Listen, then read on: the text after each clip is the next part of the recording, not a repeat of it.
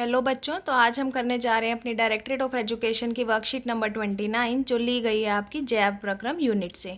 आज हम पढ़ने वाले हैं कि मनुष्य की तरह पौधों में भी वहन होता है भोजन का, जल का। आखिर पौधों के अंदर ऐसा वहन तंत्र क्या है जिसके द्वारा वह भोजन को पत्तियों से लेकर पूरे पौधे में पहुँचाता है और जल को भूमि से लेकर पूरे पौधे में पहुँचाता है। तो आइए देखते हैं पौधे का वहन तंत्र क्या है।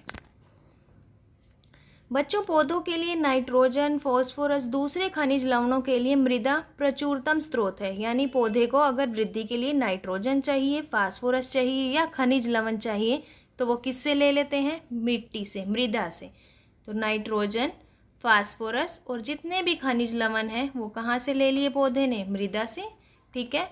अब मृदा से लेने के लिए वो किस चीज़ से इसका अवशोषण करता है? जड़ों के द्वारा। तो पौधा जो है वो जड़ की सहायता से इन पदार्थों को लेता है।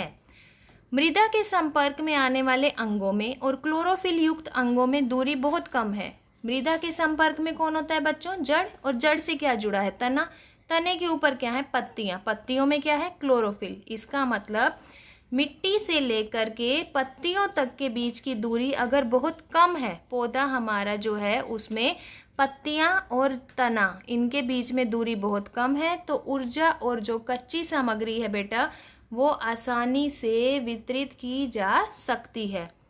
लेकिन अगर पौधा काफ़ी बड़ा है हमारा और उसकी जड़ तने से लेकर पत्तियों के बीच में काफ़ी दूरी बहुत ज़्यादा है, तो इतने लंबे पौधे जिनके बीच में परिवर्तन के कारण बहुत अधिक दूरी होती है, तो यहाँ पर हम कच्ची सामग्री उपलब्ध कराने के लिए विसरण नहीं करवा सकते।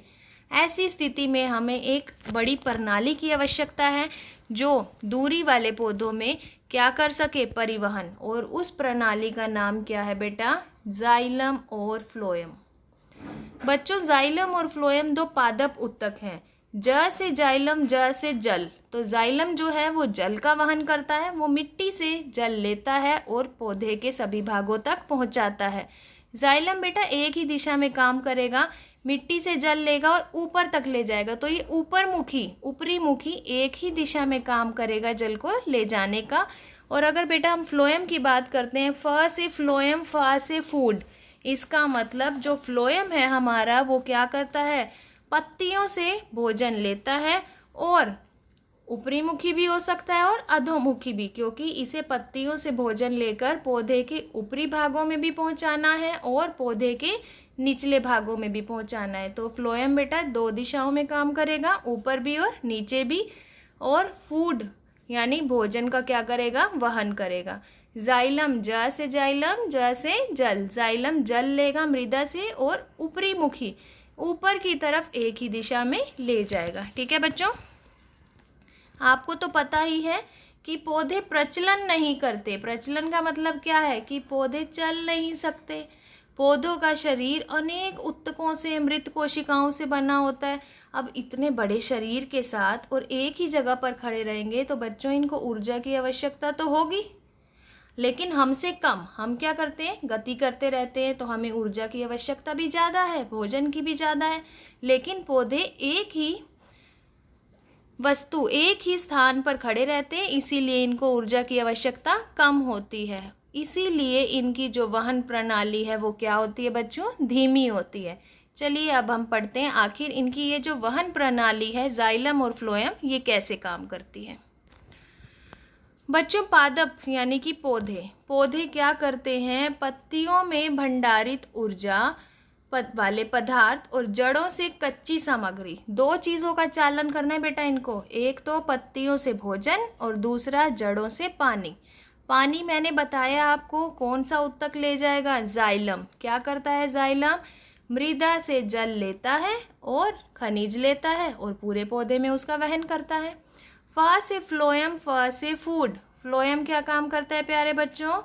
फ्लोएम पत्तियों से भोजन लेगा और उसे अन्य भागों तक पहुंचाएगा। आखिर जाइलम और फ्लोएम में अंतर क्या है? देखते हैं हम। अभी बताया, जा से जाइलम, जा से जल। Very good. तो जाइलम जो है वो हमारा जल और खनिज लवणों का वहन करता है। कौन? जाइलम। और अगर मैं बात करूँ फ्लोएम की, तो फ से फ्लोएम, फ से फूड। फ्लोएम किसका वहन करेगा बच्चों? फ्लोएम किसका वहन करेगा? फूड का। और जाइलम ने किसका वहन किया है? जल का। तो जाइलम जल और खनिज का वहन करता है और फ्लोएम किसका वहन करता है? पत्तियों से पादपों के अन्य भागों तक भोजन का।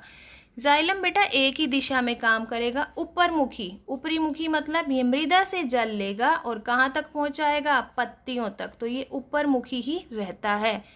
फ्लोएम को तो अब भोजन ऊपर भी पहुँचाना है और नीचे भी, तो फ्लोएम ऊपरी मुखी गति भी कर सकता है और अधोमुखी भी, यानी पत्तियों से अन्य भाग, वो अन्य भाग ऊपर होंगे तो ऊपरी मुखी, नीचे हैं तो अधोमुखी। ठीक है बेटा। तीसरा, जाइलम कौन सा तरीका यूज करता है? वाष्प उत्सर्जन। मतलब जाइलम क्या करता है? पत्तियों से जब जल के अणुओं का वाष्पन होता है तो ये एक चूषण उत्पन्न करता है, जो जल को जड़ों में उपस्थित जाइलम कोशिकाओं के द्वारा खींचता है। तो जाइलम किस क्रिया से काम करता है बेटा? वाष्पो उत्सर्जन। किससे काम करता है? वाष्पो उत्सर्जन। जैसे ही पत्तियों में से अतिरिक्त जल बाहर निकलने लगता है तो जाइलम क्या करता है बच्चों? जड़ों में उपस्थित जितने भी जल है हमारी जड़ों में उपस्थित, उसे चूषण की भांति लेगा और पत्तियों तक ले जाएगा। तो कौन सी क्रिया यूज की है इसने? वाष्प उत्सर्जन। ठीक है। अगर मैं बात करूं फ्लोएम की, तो बच्चों फ्लोएम कैसे काम करता है? फ्लोएम जो है वो ऊर्जा देता है कि कितनी पौधे को आवश्यकता है उतनी। ठीक है। आगे देखिए इधर, वाष्प उत्सर्जन। वाष्प उत्सर्जन नाम से ही पता चल रहा है वाष्प का बाहर निकलना। तो जब भी जल पौधे के वायवीय भागों द्वारा वाष्प के रूप में बाहर निकलता है तो उसे क्या बोला जाता है? वाष्प उत्सर्जन। बेटा वाष्प उत्सर्जन में क्या होता है? जल के अवशोषण और जड़ से पत्तियों तक। अब जाइलम क्या कर रहा है? मृदा से जल ले रहा है और उन जल को जड़ से लेकर पत्तियों तक वहन कराता है। कैसी गति होती है? ऊपर मुखी गति। तो ये भी वाष्प उत्सर्जन है। पादपों में ताप के नियमन में सहायक। तो बेटा जब भी हम देखेंगे हमारे शरीर में से भी मूत्र के रूप में विषैला जल बाहर निकलता है तो हमारी भी बॉडी जो होती है उसका तापमान क्या हो जाता है? नियंत्रित हो जाता है। हम थोड़ा रिलैक्स फील करते हैं। उसी तरह से पौधों में भी जब अतिरिक्त जल वाष्प के रूप में पत्तियों से बाहर निकलता है तो पौधों में भी ताप का क्या हो जाता है? नियमन। उनका तापमान क्या हो जाता है? नियंत्रित हो जाता है। जल के वहन में मूल दाब रात्रि के समय विशेष रूप से प्रभावी है। क्यों? रात में क्यों होता है? क्योंकि बेटा दिन में क्या है? रंध्र खुले हैं, और जब रंध्र खुले हैं तो वाष्प उत्सर्जन है, कर्षण है, जाइलम है, इन सब के लिए एक बल होता है और इसमें ऊर्जा की आवश्यकता नहीं होती। ऊर्जा की आवश्यकता कब पड़ती है बेटा? हमें रात्रि को, क्योंकि रात्रि के समय पर रंध्र बंद होते हैं। ठीक है। लास्ट पार्ट है बेटा स्थानांतरण। अब आपने देखा होगा कि खाना अगर हमारा घर में किचन में बनता है तो किचन से हम कहाँ लेकर आते हैं? उसे अपने डाइनिंग रूम में लाते हैं, यानी उसका क्या हुआ? स्थानांतरण। फिर हम उसे खाते हैं। तो ऐसे ही पौधों के अंदर खाना कहाँ पर तैयार हो रहा है? कारखाने में। और पौधों का कारखाना जो है वो क्या है बेटा? पत्तियाँ। खाद्य कारखाने से अन्य भागों तक जब भोजन पहुँचाया जाता है तो उस क्रिया को क्या बोलते हैं बच्चों? स्थानांतरण। तो जब भी खाना रेडी हो जाता है पत्तियों में, पत्तियों को क्या बोला जाता है? कारखाना। कारखाने में जैसे ही खाना रेडी होगा फ्लोएम क्या करेगा? उस खाने को पत्तियों से लेकर अन्य भागों तक पहुंचाना शुरू कर देगा। और जब भी भोजन अन्य भागों में वहन करता है तो इस क्रिया को बोलते हैं स्थानांतरण। स्थानांतरण में जो ऊर्जा उपयोग होती है बेटा वो एटीपी के रूप में होती है। आइए अब इसका अभ्यास करते हैं। उच्च संगठित पादप में वहन तंत्र के घटक क्या हैं? अभी हमने सबसे पहले यही पढ़ा बेटा कि जब हमारी पौधे की जड़ों से लेकर के पत्तियों के बीच की दूरी बहुत अधिक हो जाती है, यानी जो हमारा वृक्ष है, जो पौधा है, उसकी लंबाई बहुत ज़्यादा है कि जड़ और पत्तियों के बीच में काफ़ी गैप है, उच्च संगठित पौधा है, पादप है, तो इसमें भोजन और जल कौन लेकर जाएगा? तो बच्चों इसका आंसर, फर्स्ट का आंसर क्या होगा हमारा? जाइलम और फ्लोएम। अभी हमने पढ़ा तो अब हम इसको अंडरलाइन भी कर देते हैं आपके लिए। तो ये हमारा फर्स्ट आंसर है। उच्च संगठित पौधों में क्या होता है? जाइलम और फ्लोएम। ठीक है बच्चों। सेकंड देखेंगे अब हम। पादप में जल और खनिज लवण का वहन कैसे होता है? तो बच्चों जल और खनिज लवण का वहन कौन करता है? जल्दी बताइए आप। जाइलम। कौन करता है? जाइलम।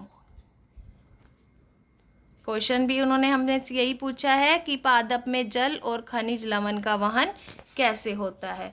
तो कैसे होगा जल और खनिज लवण का वहन? वाष्प उत्सर्जन से। कैसे होगा बेटा? वाष्प उत्सर्जन से। तो आप सेकंड क्वेश्चन का आंसर ये दे सकते हैं।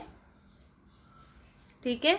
आप यहाँ बताएंगे कि जाइलम जो है वो वाष्प उत्सर्जन से अणुओं का वाष्पन करता है, एक चूषण उत्पन्न करता है और फिर ऊपर की तरफ खींचकर जल को ले जाता है। पादप में भोजन का स्थानांतरण कैसा होता है? तो बेटा पादप में भोजन का स्थानांतरण जो है वो किसकी हेल्प से होता है? फ्लोएम की हेल्प से। फ्लोएम क्या काम करेगा? तो आपने यहाँ पर स्थानांतरण के बारे में बता देना है। ये आपका थर्ड आंसर है बच्चों। आप फर्स्ट लाइन में क्या लिखेंगे कि पादप में भोजन का स्थानांतरण फ्लोएम के द्वारा होता है। ठीक है। और फ्लोएम जो है वो क्या करता है? पत्तियों से भोजन लेकर पौधे के अन्य भागों में पहुंचाता है। और फिर आप स्थानांतरण एक्सप्लेन करेंगे। पौधे में जाइलम क्या काम करता है? कौन बताएगा? जल। Very good.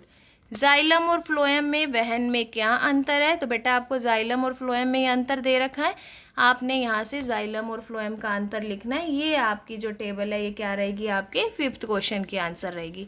क्या अंतर बताया था हमने? जाइलम जो है वो जल और खनिज लेकर जाएगा लेकिन ऊपरी मुखी एक ही दिशा में। फ्लोएम भोजन लेकर जाएगा ऊपर और नीचे दोनों दिशाओं में। जाइलम वाष्प उत्सर्जन करता है और फ्लोएम स्थानांतरण करता है। तो बेटा आशा करती हूँ ये वर्कशीट आपको अच्छे से क्लियर हो गई होगी। पता चल ही गया होगा आपको आखिर पौधे जो है उनमें भोजन और जल का वहन किस तरीके से होता है। जो हमारे छोटे पौधे हैं उनमें तो विसरण हो जाता है, लेकिन जो हमारे बड़े पौधे हैं जिनमें जड़ों में और पत्तियों में काफ़ी गैप है वहाँ दो तक काम करते हैं जाइलम और फ्लोएम। ज से जाइलम, ज से जल। जाइलम ने लिया क्या? जल। कहाँ से? मिट्टी से। और वहाँ से लेता हुआ पौधे के ऊपर तक ले गया, ऊपरी मुखी काम करेगा। फा से फ्लोएम, फा से फल, फ से फूड। तो फ्लोएम भोजन का स्थानांतरण करता है। पत्तियाँ जो कि कारखाना है जहाँ पर खाना तैयार होता है, खाद्य कारखाने से उठाएगा भोजन पत्तियों के और ऊपर भी ले जाएगा और नीचे भी। तो फ्लोएम दो दिशाओं में काम करता है, ऊपरी मुखी और अधोमुखी। जाइलम ने कैसे जल पहुंचाया? वाष्प उत्सर्जन से। फ्लोएम ने कैसे भोजन पहुंचाया? स्थानांतरण से। तो बेटा आशा करती हूँ ये वर्कशीट आपको बहुत अच्छे से समझ आ गई है। अगर आ गई है तो अपने फ्रेंड्स के साथ शेयर ज़रूर करना और हमारे चैनल लर्निंग लाइट को सब्सक्राइब ज़रूर करना ताकि हर वर्कशीट का फर्स्ट नोटिफिकेशन बच्चे आपको टाइम से मिल सके। ठीक है। Thank you.